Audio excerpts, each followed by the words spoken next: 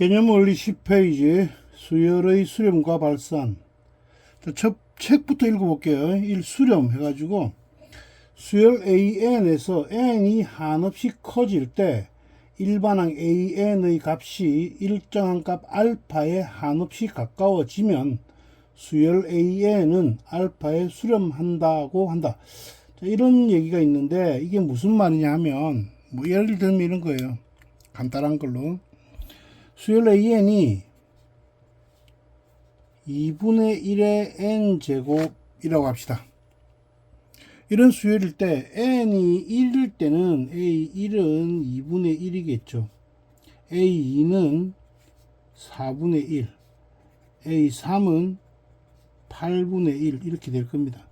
그런데 뭐 값을 계속 구해보면 알겠지만 계속 값이 줄어들어요. 뭐 계산을 안 해봐도 생각을 해도 알 수 있어요. AN이 2분의 1의 n제곱이면 항을 거듭할수록 계속 2분의 1씩 된다는 얘기거든. 그러니까 수열 AN의 값은 계속 작아지기만 하는 거예요. 그러니까 만약에 이 n이 무한히 계속 커진다면 값은 계속 작아지겠죠. 근데 생각을 해봐. 작아진다고 해서 얘가 음수가 되지는 않을 거잖아. 그죠?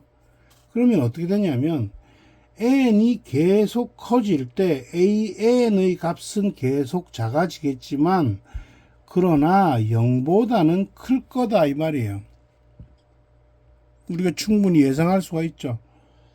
그러면 이건 어떻게 되냐면 점점 작아지는데 0에 가까워지기만 하는 거야. 그래서 우리가 예전에 이런 지수함수 배웠단 말이야. 이 지수함수 그래프는 어떻게 생겼어?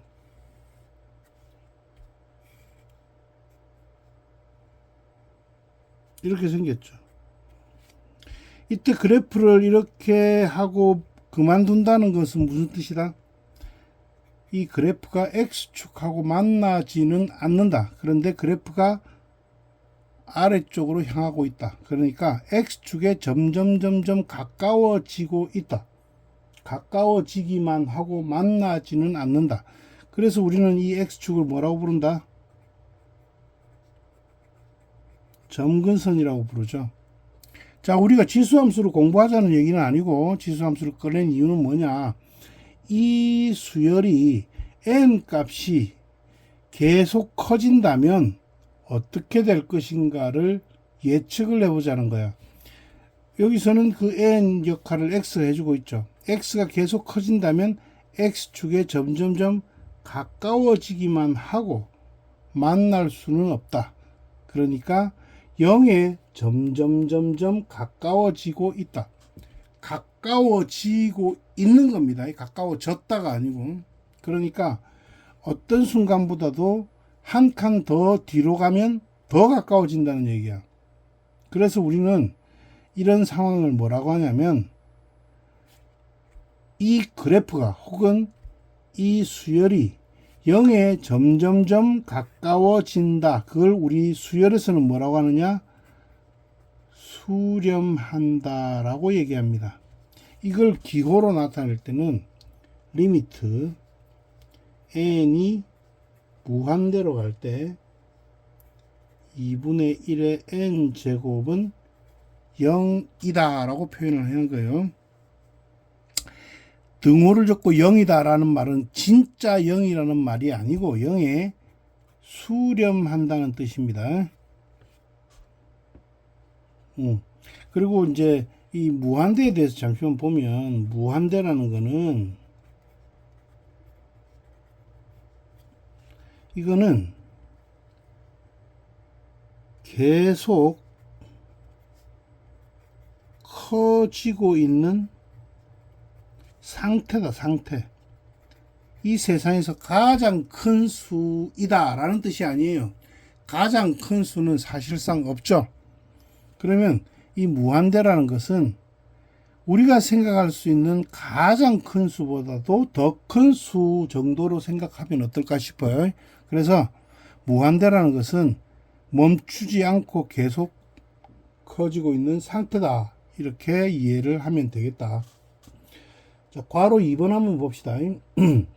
수열 AN에서 모든 자연수 N에 대하여 일반항이 AN은 C일 때, 이게 무슨 말이냐? 일반항이 C이다 라는 말은 모든 항이 똑같은 값을 가진다 이 말이야. 함수로 치면 상수함수가 되겠죠. 이렇게 될 때는 극한값이 뭐가 되느냐? n이 무한대로 갈 때 an에 또는 n이 무한대로 갈 때 c에 무한대로 갈 때 c의 극한값은 c가 되는 겁니다. 자, 내가 극한값이라는 표현을 썼는데 책에 나와 있었는데 말 안 했죠.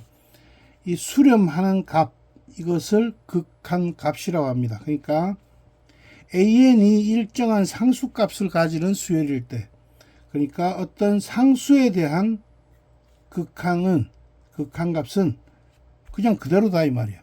뭐 생각을 해보면 수열 an은 모든 항이 C이기 때문에 무한대 항도 C라는 값을 가질 거야. 변하지 않는다는 데는 동의를 할 겁니다. 그런데 혹시 의문을 가지는 사람이 있을 수도 있어요. 아까 수렴을 얘기할 때 점근선을 예를 들면서 만나지는 않는다. 가까이 가는 상황을 수렴한다라고 얘기했다. 그러니까 0을 만나지 않고 0이 되지는 않지만 가까이 가는 상황을 0으로 수렴한다라고 하는 거 이해를 했는데, C는 가까이 가지 않고 가까이 가기만 하고 만나지 않는 것이 아니라 그 자체가 C죠. 뭐 굳이 말하자면 만난 거예요. 그런데 이것도 수렴이라고 표현할 수 있느냐? 예, 표현합니다. 그러니까 수렴한다는 표현에는 앞에서 얘기했던 것처럼 점근한다, 가까이 간다, 미친 듯이 가까이 간다 라는 뜻을 가지면서 또 한 가지 동일하다는 뜻도 가지는 겁니다. 그래서 극한에서 사용하는 이 등호의 개념은 수렴한다는 개념도 같고 우리 일반 수식에서 같다라는 뜻의 의미도 가진다 이 말입니다. 잘 이해하길 바라고, 이 다음 페이지 11쪽에 이 수열의 발산, 먼저 얘기하자면 수열의 발산이라는 것은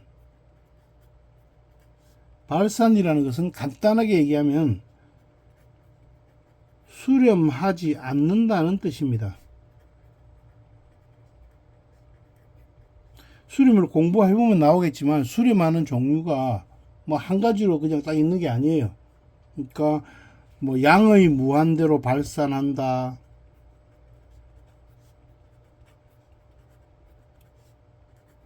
또는 음의 무한대로 발산한다,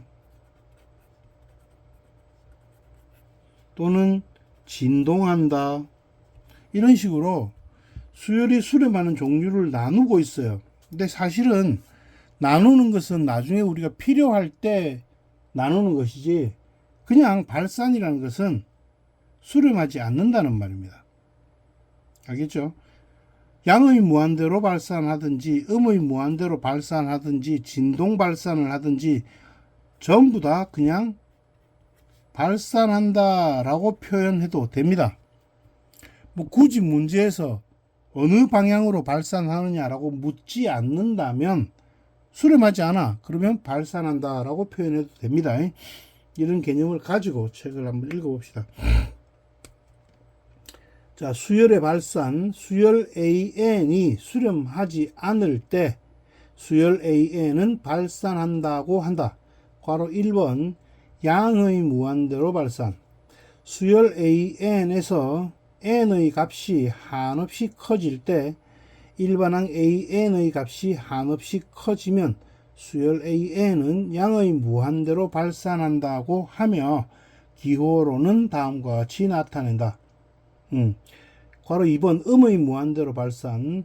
수열 AN에서 N이 한없이 커질 때 일반항 AN의 값이 음수이면서 그 절대값이 한없이 커지면 수열 AN은 음의 무한대로 발산한다고 하며 기호로는 다음과 같이 나타낸다. 이렇게 나타낸다. 3번 괄호 3 진동 수렴하지도 않고 양의 무한대나 음의 무한대로 발산하지도 않는 경우라고 했어요. 뭐 예상하면 쉽게 이해될 수도 있지만 그런 게 어딨어 라고 하는 사람도 있을 수가 있어요. 그래서 한 가지 예를 들자면 이런 거 있죠.